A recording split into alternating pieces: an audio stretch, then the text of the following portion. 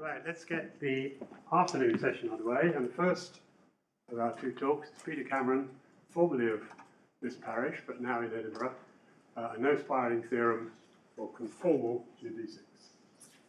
Okay, thank you, Paul, and thank you to the organisers for giving me an excuse to come back to Cambridge, and thank you to everyone for coming to this afternoon's warm-up act. So I'm going to be talking about some work I've been doing actually during my PhD with Maciek and with Paul on conformal geodesics. Calling it a no spiraling theorem. I think the main kind of, in some ways, the main goal of this work was really to understand these curves in a little bit more detail. The spiraling theorem was kind of a means to do that, but so really I'm going to focus on conformal geodesics and kind of their analogues with metric geodesics and a lot of comparisons with a simple example of just flat space. So, okay.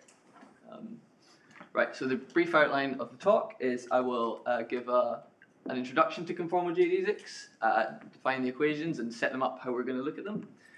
I'm going to briefly mention some applications of conformal geodesics, in particular to conformal approach to general relativity, which will hopefully motivate the study of these curves, and the spiraling property. Then I'm going to give two proofs of a no spiraling theorem for metric geodesics. The first, which is a kind of more standard proof, which will not generalize to conformal geodesics, and the second is another proof with conformal geodesics in mind, and then we're going to see how we can kind of generalize these ideas to give a no spiraling proof for conformal geodesics, in particular, which kind of involves an analog of the exponential map, which is kind of probably the most interesting thing to come out of this. And then I'll kind of finish by briefly summarizing kind of one of the open problems and some other things I'd like to think about in the future. Okay, so let's get started. So conformal geodesics. So so here my setup is,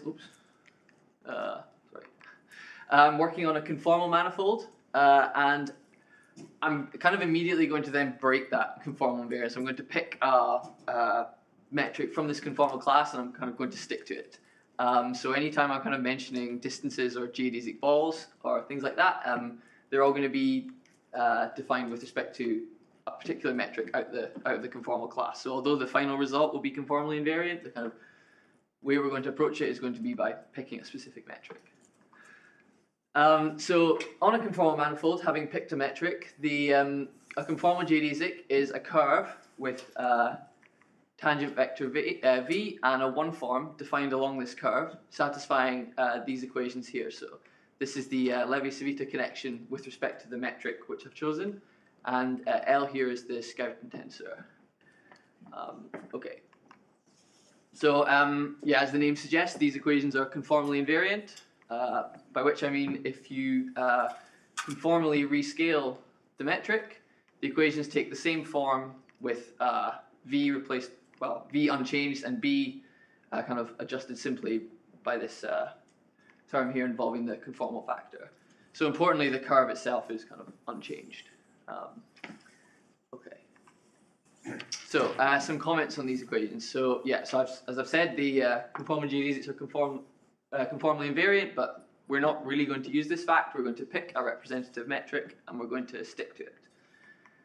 And in Lorentzian signature, as everyone probably knows, the notion of a geodesic is not a conformally invariant notion, with the exception of null geodesics in Lorentzian signature, and it turns out that null conformal geodesics are just precisely null geodesics. And moreover, conformal geodesics kind of retain their causal character in Lorentzian signature. So time-like conformal geodesics remain time-like, space-like remain space-like. Although I'm going to be mostly focusing on the Riemannian signature.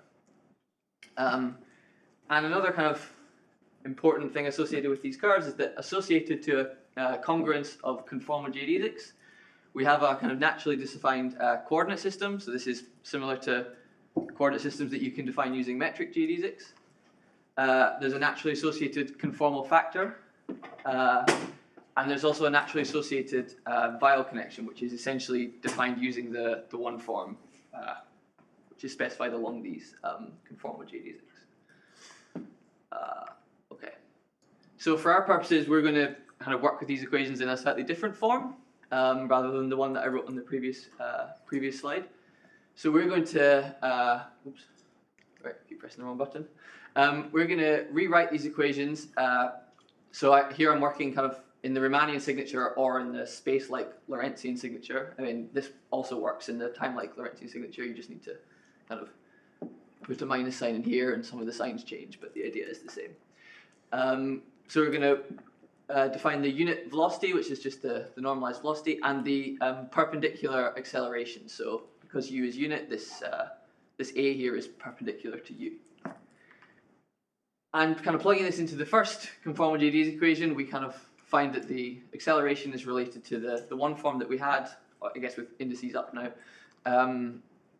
by this expression. And plugging that into the second equation, we get a third order equation here, which is the form of the conformal geodesics that I'm going to work with. Yeah, so this sort of turns out to be, for my purposes, a slightly easier thing to consider. Okay. Yeah, so applying kind of Picard's theorem, or gives you a kind of local uniqueness statement for this theorem, for this equation, and we see that a conformal geodesic is determined locally by an initial point, a unit tangent direction, so that's kind of similar to a metric geodesic, but also an initial perpendicular acceleration, like this. Okay. So the simplest example, which I'm going to kind of refer to a lot because it provides a lot of the intuition for what's to come, is conformal geodesics in Euclidean space. So if we kind of go back and look at this equation in Euclidean space, L is identically 0, and because u is perpendicular to a, this kind of ends up telling us that the acceleration is constant. So conformal geodesics are precisely curves of constant acceleration, i.e. circles or straight lines. And it turns out that that the radius of the circle is kind of 1 over the size of the acceleration. And this is a picture which will come up later. Given if you fix a point and a unit tangent direction, then the conformal geodesics from that point kind of foliate the entire space, except from this kind of half line here, which would be sort of, this is kind of the circle of infinite radius, and it kind of doesn't come back round. So we're able to sort of cover the whole plane, or the whole of Rn, using conformal geodesics, except from we have this slight problem at this line once we fixed p and the unit direction. Yeah, and this is sort of a picture which will arise later. Okay, and another point, I guess, which just kind of continuing the analogy with metric geodesics, is that in this setting, given any 3 points, there is a unique conformal geodesic between those 3 points, and that's kind of analogous to the result for geodesics, where if you give someone 2 points, there's a unique, or 2 sufficiently nearby points, there's a unique geodesic between those 2 points. Okay, I guess some other examples just for completeness.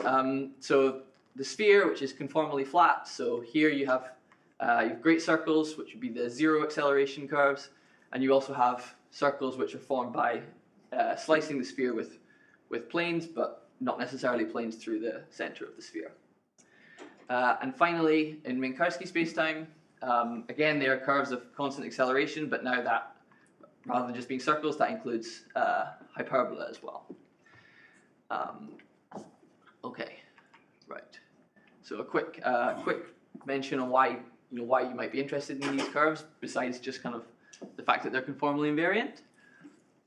So one kind of scenario where they arise kind of fairly naturally is in applications to GR.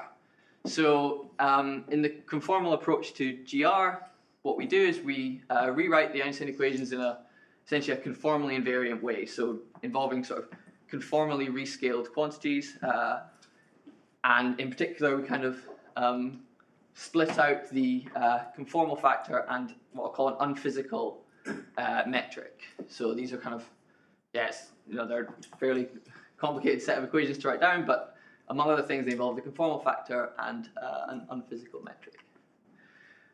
And once you've solved these equations, you can reconstruct a solution to Einstein's equations by kind of combining this conformal factor and this unphysical metric. The motivation for this conformal approach is that it's useful in situations where you're either interested in global structure or the conformal approach. The conformal structure of space-time plays an important role. So, for example, I guess once you've conformally rescaled, you can kind of think of global problems kind of become local in time in some sense. It also allows you to sort of specify boundary data, perhaps on a conformal boundary where the actual physical metric might degenerate.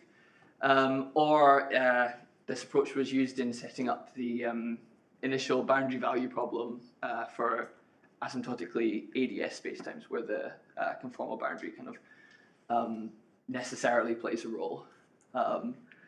And yeah, you can already see that sort of geodesics are not particularly suitable curves for this kind of approach because, for example, if you're wanting to study something global, geodesics are not good coordinates up to kind of, for example, Scri plus, because they sort of focus at future time like infinity, whereas it turns out that if you consider something conformally invariant like conformal geodesics, you can kind of construct coordinate systems that pass through these conformal boundaries at infinity rather than degenerating.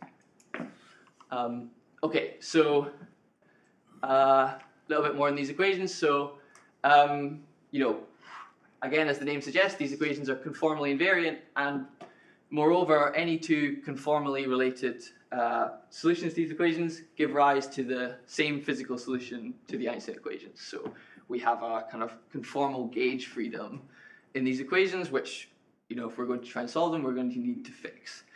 And obviously there's, many ways you can fix this. And it turns out that the full kind of freedom in the equations involves the need to specify coordinates, a conformal factor to kind of fix the metric in the conformal class that we're going to solve for, and also actually a Weyl connection. So you can introduce extra freedom or extra kind of flexibility into these equations by rewriting them not in terms of the Levi-Civita connection, but in terms of a general Weyl connection. And having done that, you've then, you kind of fixed the conformal gauge once you've specified those three. But as I mentioned before, these are three things which are naturally associated to a congruence of conformal geodesics. So it turns out that there's a natural kind of gauge or conformal gauge associated to a congruence of conformal geodesics. And kind of moreover, these equations are particularly simple in this gauge. So this turns out to be a kind of somewhat natural gauge for studying these equations. So one question you might ask is kind of, when might this gauge break down? And I guess the analog to this is, when you construct coordinate systems from metric geodesics, when they break down is usually when these metric geodesics re-intersect each other. So that's one thing you're going to, this kind of motivates the study of, I guess, studying these conformal geodesics, and in particular, for example, when they might re-intersect. But another thing that could go wrong is, rather than re-intersecting, these curves could spiral. So it's kind of as I'll show, it's a sort of standard result that this doesn't happen for metric geodesics, but for conformal geodesics, this was open. I think it was in a paper of Paul's, but he attributed it to, I think, Helmut Friedrich before that. This is kind of where we ended up thinking about spiraling of these curves. Okay. So to be a little bit more precise, what I mean by spiraling is we'll say that a curve spirals towards a point if it eventually becomes trapped in every neighborhood of that point. And so I'm going to discuss two theorems. The first is that metric geodesics cannot spiral, and I said I'll give two proofs of this. And the second is that, at least in the Riemannian setting, conformal geodesics cannot spiral. Okay, so before we talk about the metric geodesic case, I think it's worth just running through a couple of things about the exponential map. which is used in this proof, and then again we can see how they generalize to the conformal geodesic case.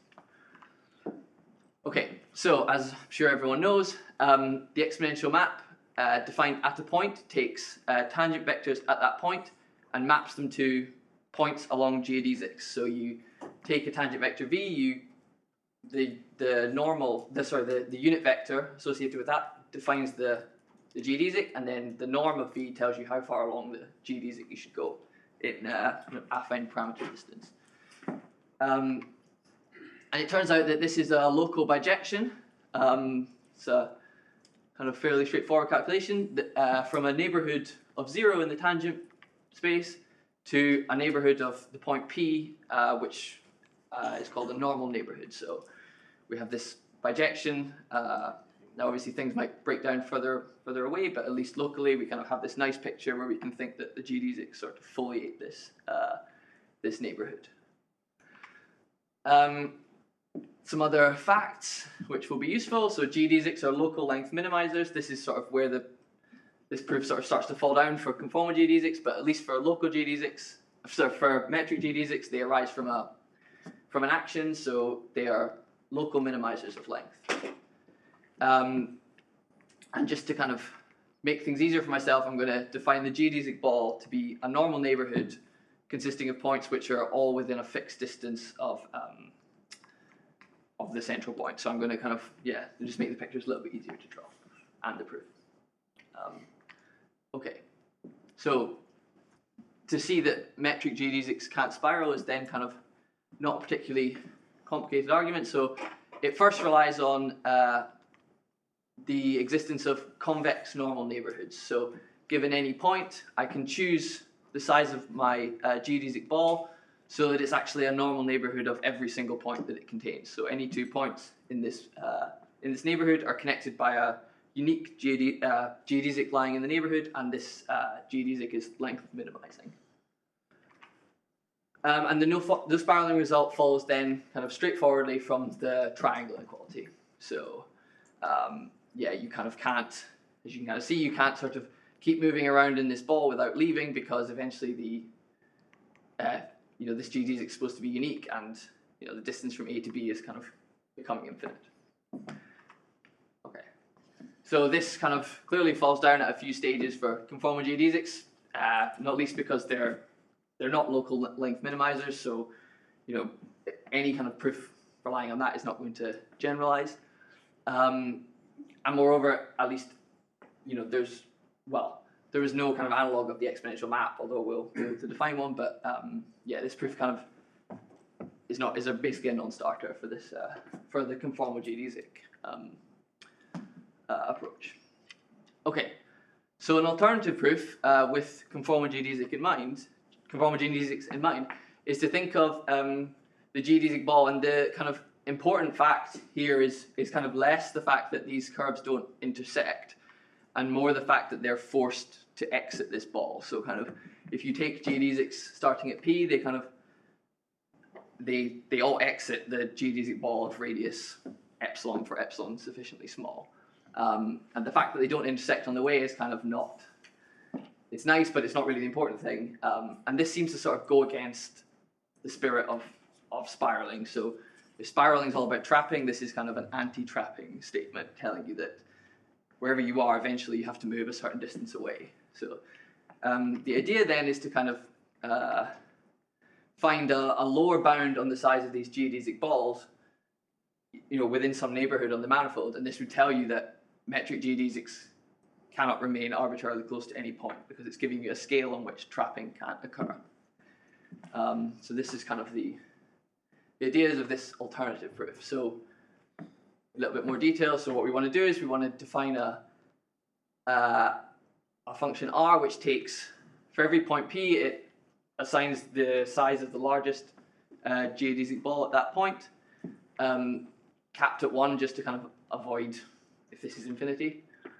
And then now, there are theorems which allow you to estimate this kind of injectivity radius using curvature quantities. For us, this wasn't really important. The only important thing was that this is strictly positive at every point, and depends continuously on the point. And this kind of just follows from continuous dependence on initial conditions of the geodesic equations.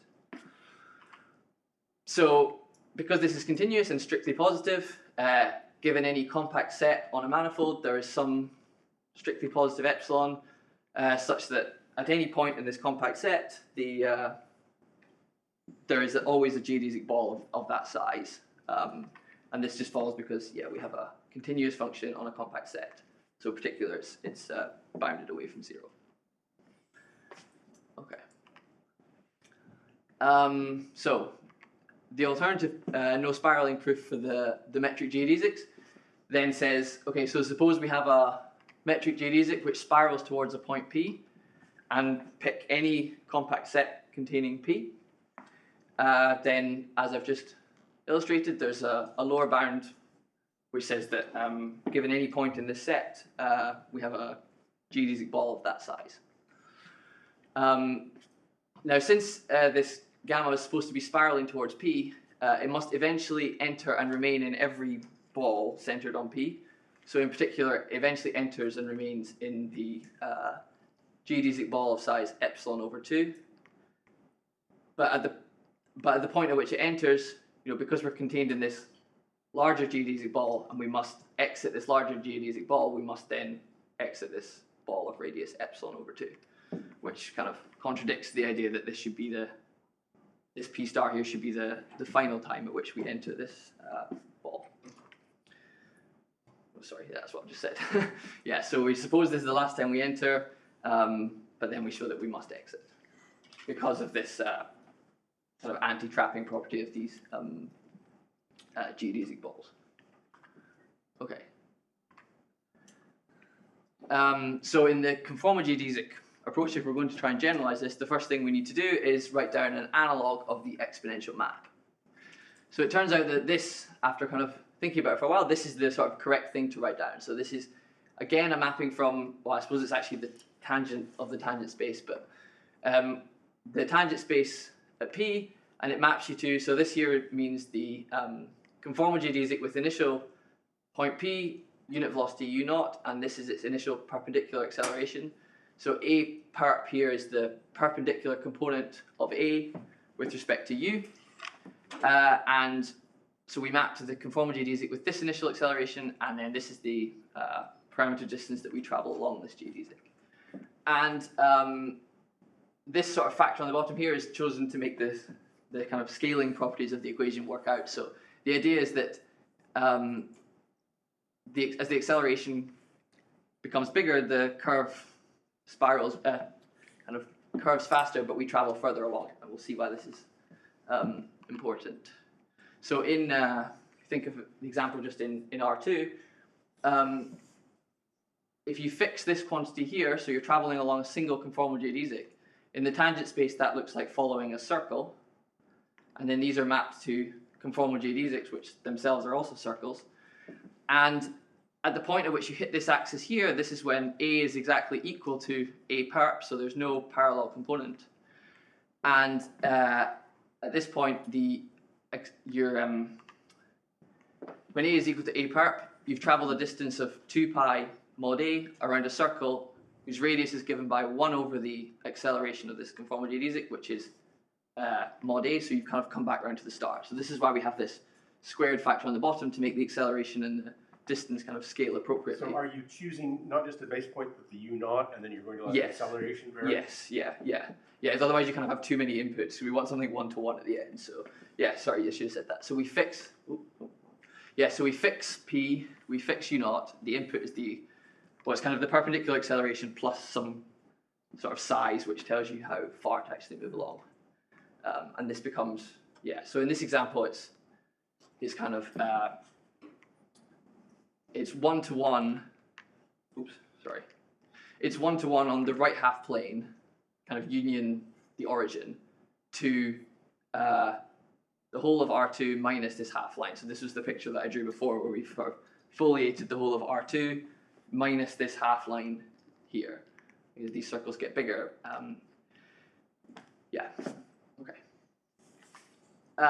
So in this example, injectivity of this map fails when A is equal to A perp. So kind of, because of the way we've chosen this equation to scale, once we hit this axis, we've traveled one full revolution around the circle. So this is the point at which we kind of start to have problems with this map being one-to-one. Now, in general, if you kind of do the calculation for this exponential map, which is analogous to the one which you do in kind of courses on differential geometry for the exponential map associated to metric geodesics, so you look at its kind of directional derivative at 0, and you find that if we want to stay away from this this axis here where we have problems, it turns out that this map is a bijection from sort of wedges in the tangent space to, I guess, what I'll call wedges in the manifold, where kind of these angles are just defined with respect to the metric that I've chosen, and the kind of opening angle of this wedge is doubled. So we don't get a full bijection all the way around to this axis, but we get a bijection on a wedge like this. And when you do this calculation, because of the way we've chosen the scaling to work, you kind of, the coordinate expressions for these conformal geodesics just sort of says they look like circles, plus the kind of, as you expand in the parameter mod A, the higher order terms kind of are leading the other terms are higher order and only kind of kick in once you get further around the curve. So sort of informally, to leading order, these conformal geodesics look like circles, which is why we get something which approximates what we got for R2, where they exactly are circles.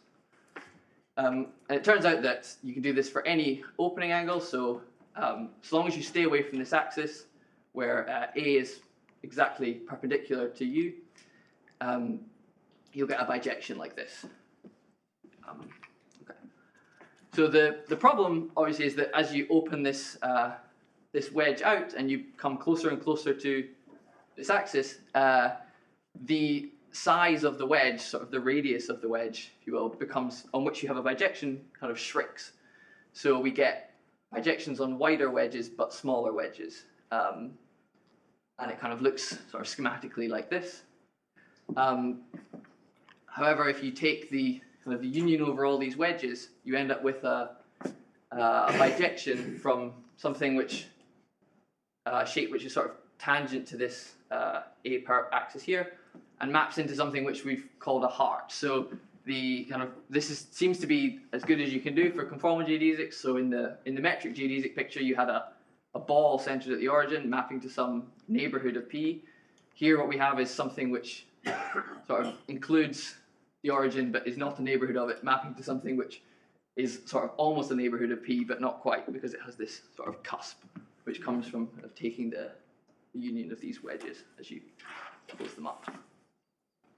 Okay, so this seems to be as good as we can do, and the simple flat example is kind of the case where this wedge is, this cusp is sort of as thin as you can get, and we end up having a bijection to the whole of R2 just minus the half line back there.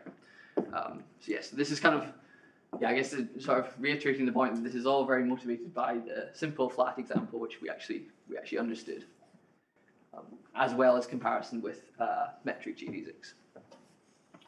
Okay, so yes, so this is again kind of what I've just said, that rather than foliating a ball, conformal geodesics foliate a set whose cross sections look like these hearts. So yeah, so and again as for the metric geodesic proof, the important thing here is not really that it's injective onto this set here, although that is true and might be useful for other things. The important fact is that conformal geodesics are forced out of this heart. So we have a kind of, again, a sort of anti-trapping result of sorts, because, so some of them it looks like an anti-trapping result, they're really forced a distance away, but some of them they're more just forced to curl very quickly. Okay, so the aim now is to construct a no spiraling proof, which relies on this fact, and which is similar to a proof we gave for metric geodesics. So the proof is not going to generalize very simply because we don't have a neighborhood here. Okay, so the first question is, how should we measure the size of this heart? In the geodesic case, it was obvious because you just had a kind of radius associated with the ball. For the heart, it's kind of not quite so clear.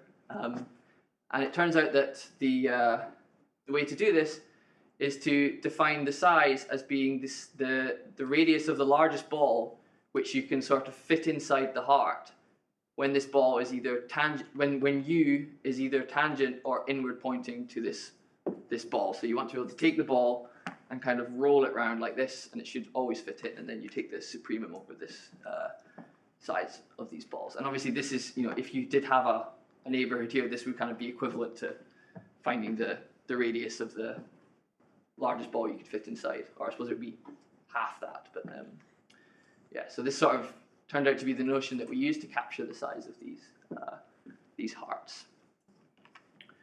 Okay, and again, completely analogous to the metric geodesic case, I claimed that the size of the largest heart at any point is a continuous function of the point and of the tangent direction. And again, this kind of just follows because the conformal geodesic equations depend continuously on the initial conditions. So it's kind of not surprising that if you perturb the point and you perturb the initial direction, that this heart kind of varies continuously, and so its size also varies continuously. So again, we have the same corollary that given any compact set in M, there's an epsilon greater than 0 such that for any point in this set and any unit tangent direction, there is a heart of at least size epsilon. So again, here's another point where this is going to run into trouble in the Lorentzian case, because this here is relying on the compactness of the set of unit tangent directions in the tangent manifold. So that's no longer true in the Lorentzian setting, and is kind of a point where that proof is going to fall down. Okay. Yeah, so again, the proof is exactly the same. We have a continuous function on a compact set. So we get this lower bound. Okay. So we can kind of then piece all this together and get a no spiraling proof. So again, we say suppose the conformal geodesic spirals in towards a point, and let U be a compact set containing this point. So by what I've just said, there's an epsilon greater than 0, such that for any point in the set and any unit tangent direction, there is a heart of at least size epsilon at that point. So the picture is the conformal geodesic comes spiraling in, and yeah, eventually it enters and remains in this ball of size epsilon, where this is the same epsilon as here. Okay, so if I call the point at which it enters this ball for the final time P star, then because it's kind of entering the ball, the tangent to the conformal geodesic has to either be tangent or inward pointing to the ball at that point. But that kind of lines up nicely with this notion of size that we chose for the heart. So yeah, so if the tangent vector is inward pointing, then by the definition of this heart and the size of the heart, this ball that it's entering should be contained inside the heart. So again, kind of analogous with the metric geodesic proof, that means that because this conformal geodesic has to exit the heart, in doing so it must exit the ball as well, which contradicts the fact that P star was assumed to be the final point at which the curve entered this ball. So we have this kind of essentially exact analog of the metric geodesic proof for conformal geodesics. Yeah, so this is just what I've said. So before I wrap up, I've actually got quite a lot of time. I'll briefly mention the Lorentzian case. I've had some kind of ideas on how to do this, but I think they've all kind of hit slight snags. So in the Lorentzian case, there's two separate cases to consider. We have time-like and space-like, because as I mentioned before, the causal character is preserved along these curves. And the null conformal geodesics are precisely geodesics, so they're kind of covered separately. The time-like case is kind of straightforward. The spiraling is just ruled out by the fact that the tangent vector has to remain time-like, so they have to kind of keep always moving forward in time, and that kind of fairly obviously, I think, rules out spiraling. The space-like case seems to be a lot trickier for a couple of reasons. The first being that the exponential map is no longer well defined, because it involved dividing by the norm of A, which was okay when A was 0, because there was a cancelling A somewhere else. But in the Lorentzian case, that's no longer the case. And also from the fact that the set of unit tangent directions is no longer compact. Yeah, I mean, essentially the proof just runs into difficulty because we can have large components while its norm being small, and we end up with kind of problems. Okay, so yeah, in terms of future work, I mean, the obvious thing is to try and extend this result to the space-like Lorentzian case. I still kind of think that this idea probably should work with some modifications, but yeah, the modifications are proving tricky. And then I guess, yeah, another thing would be to just explore some further analogues with metric geodesics. So I mentioned, this fact that in the flat case you have a unique conformal geodesic between any 3 points, which seems like an analog with metric geodesics, but it's not quite clear to what extent that generalizes. There's probably some ordering issues with the points. And yeah, I guess from the GR perspective, to understand better the validity of the conformal gauge arising from a congruence of conformal geodesics. So this would probably involve a more detailed study of the deviation equation for conformal geodesics and understanding when this conformal gauge might break down. So I mean, the idea is in principle that if you take a surface and you kind of fire some conformal geodesics off it, if you use metric geodesics, they might kind of recollide and the gauge breaks down. But if you use conformal geodesics, you have this extra control to choose their initial acceleration. So to what extent can you choose the initial acceleration to prevent them from recolliding? You have this kind of extra degree of freedom, and whether you can maybe use that to construct gauges that are valid for, or coordinate systems that are valid for a longer period of time, or perhaps globally valid.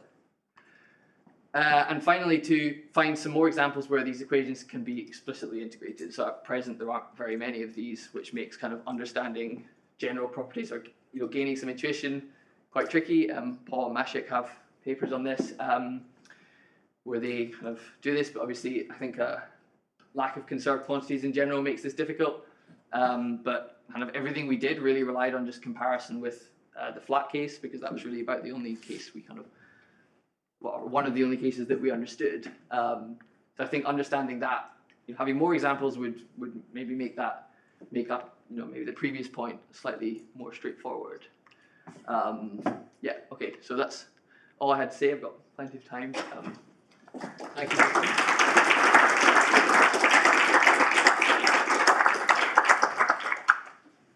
Thank you, Peter. Are there questions?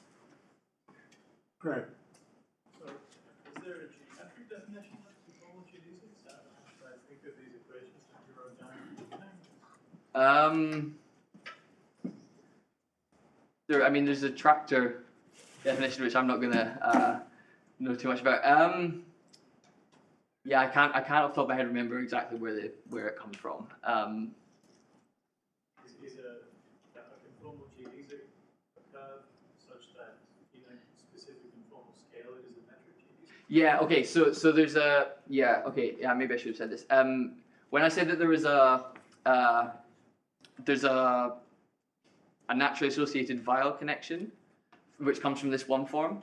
So when you they are geodesics with respect to that vial connection. Yeah, that's possibly the way of thinking about it. Yeah. There was a way that Bernd Schmidt used to talk about them, which was that once you've got a conformal geodesic, it dictates a certain conformal factor, which you then expand a little bit around the conformal geodesic, and in rescaling with that, it makes the Ricci tensors vanish along the conformal geodesic. So the conformal geodesic can be seen as a geodesic in a related space where the Ricci tensor vanishes, but that's not linear. I mean, it goes round and round. But it's a cute way of thinking about it. And then, as Peter said, the tractor guys will tell you this very natural equation in tractor calculus. There's a velocity tractor, Yeah. which extends the velocity to a tractor, and then the derivative of that is an acceleration tractor, and a parametrized geodesic. Well, a distinguished parametrized. There's a class of distinguished parametrizations. If you ask the acceleration tractor to be parallel along the curved then that gives you a parameterized conformal circle. And there's an unparameterized version, but I won't. That's another talk. Please. You gave the example of flat space, right? Yeah.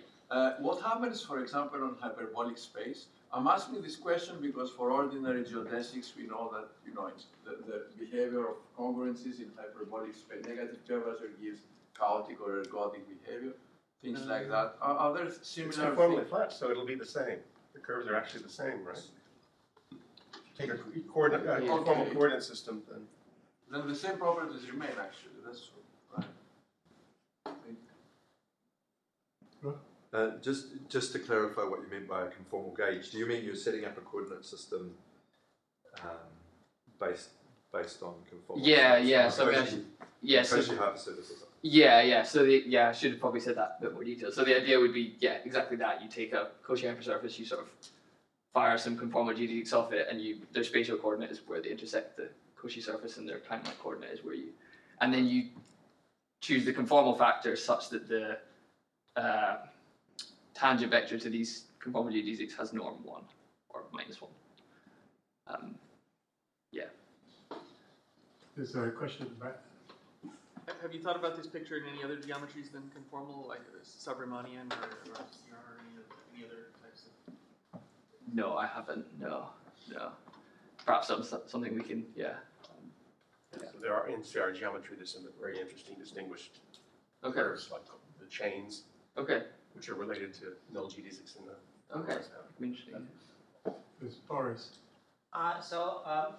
Riemannian geodesics are convex, right? So these halves are clearly not, but do you have local convexity?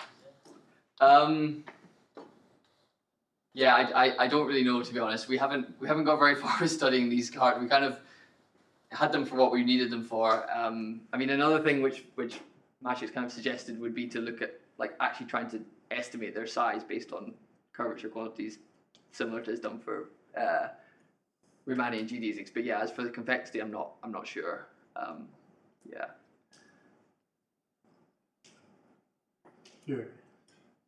You said that the conformal geodesics don't minimize length. And you said that there is no variational principle. Is that you have not found one? Oh, I hope I didn't say that. I said they did. Yeah, sorry. They don't minimize length. Mashik and Wojciech, I think, I don't know if he's here, have this paper where they do derive. So there is a variation. Yeah.